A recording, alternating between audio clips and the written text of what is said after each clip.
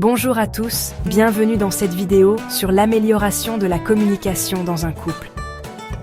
Je suis Quadio Lemi et je suis ravie de partager avec vous ces conseils pratiques pour renforcer votre relation.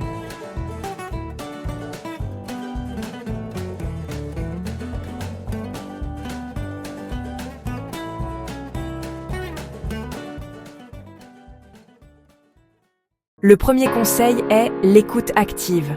Cela signifie prêter attention à ce que votre partenaire dit, sans l'interrompre ni préparer votre réponse. Essayez de vous mettre à la place de votre partenaire et de comprendre son point de vue. Par exemple, si votre partenaire vous dit qu'il est stressé au travail, vous pouvez répondre en disant « Je comprends que tu es stressé. Comment puis-je t'aider ?» Le deuxième conseil est d'exprimer vos sentiments de manière claire et respectueuse.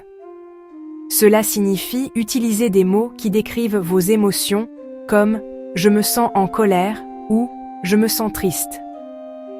Par exemple, si vous vous sentez frustré parce que votre partenaire n'a pas tenu sa promesse, vous pouvez dire « je me sens frustré parce que je pensais que tu allais faire cela ».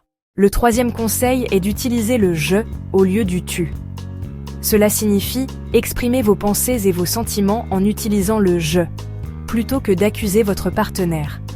Par exemple, au lieu de dire « tu es toujours en retard », vous pouvez dire « je me sens frustré quand tu es en retard ». Le quatrième conseil est d'éviter les critiques. Cela signifie se concentrer sur les comportements spécifiques qui vous posent problème, plutôt que de critiquer votre partenaire. Par exemple, au lieu de dire « tu es un mauvais partenaire », vous pouvez dire « je me sens déçu quand tu ne m'aides pas avec les enfants ». Le cinquième conseil est de prendre le temps de discuter.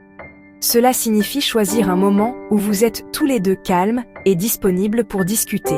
Par exemple, vous pouvez choisir de discuter le soir, après le dîner, quand vous êtes tous les deux détendus. Le sixième conseil est d'utiliser un langage non verbal positif. Cela signifie utiliser des gestes ouverts et accueillants. Regardez votre partenaire dans les yeux et sourire. Par exemple, vous pouvez toucher le bras de votre partenaire pour montrer que vous êtes attentif à ce qu'il dit. Le septième conseil est de faire des compromis. Cela signifie être prêt à trouver des solutions qui conviennent à tous les deux.